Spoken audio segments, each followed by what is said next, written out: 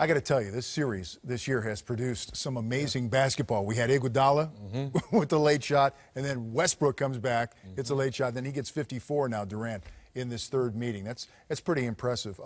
Coach, I want to go back to what you talked about, just the fact that, like great scorers, it may not be there with their shot, but he gets to the free throw line. I believe it was 18 of 20 against the Rockets the night before.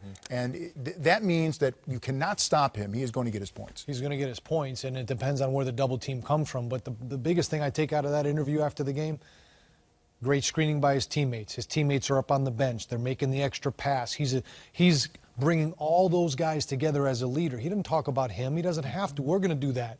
But he's talking about his teammates bringing that locker room together. Hey, great screen. Yep. Way to be open on the pass. They're double teaming me, Serge Ibaka. Way to dive and make the game easier for everybody. That's how you win in this league, when your top player buys into what you're doing. And what did he say? We had a score tonight, but we're a defensive team, because he knows in the long run they're going to have to get stops at key times.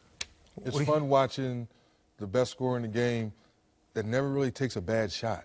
And that's the part when you're watching. Is there a bad shot for him? Well, yes, if he came across half court with 20 seconds on the shot clock and just jacked up a three, that's a bad shot. But the way they play and the flow of the game, the guys, like he said, guys are always setting screens for him. Seems like he's always open. And then when he gets rolling, makes 3 or 4 shots, it doesn't matter who's on him, he's going to score. It's just the matchup problem. When you see Kevin Durant in person, you realize how tall he is, how long he is. Yes. Who is supposed to guard Kevin Durant? What do you do? I think you're in a jam as a coach. You have to switch coverages up on him. You have to switch personnel. You have to switch looks on him. But I think in the long run,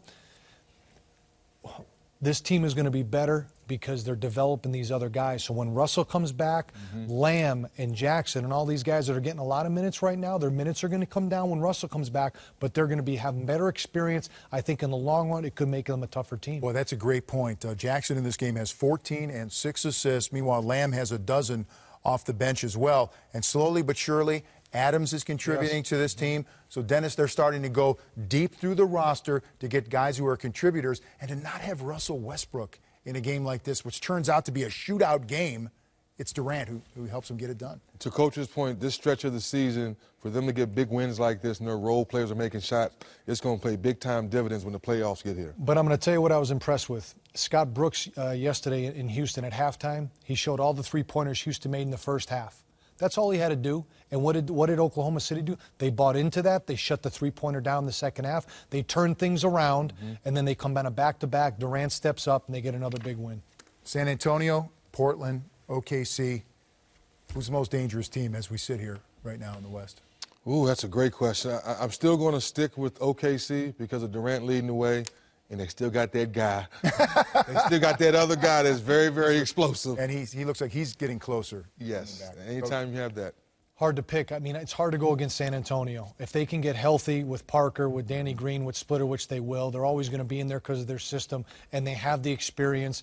They're not going to beat themselves, and when it comes to time in the playoffs, experience will matter for them. Meanwhile, the Clippers are rolling without CP3, so that shows you what the West is like. I mean, it's just, the West you got to fight every single night. Memphis is getting better. Golden State, the way they shoot the basketball, there's no easy games in the West. Survival test every single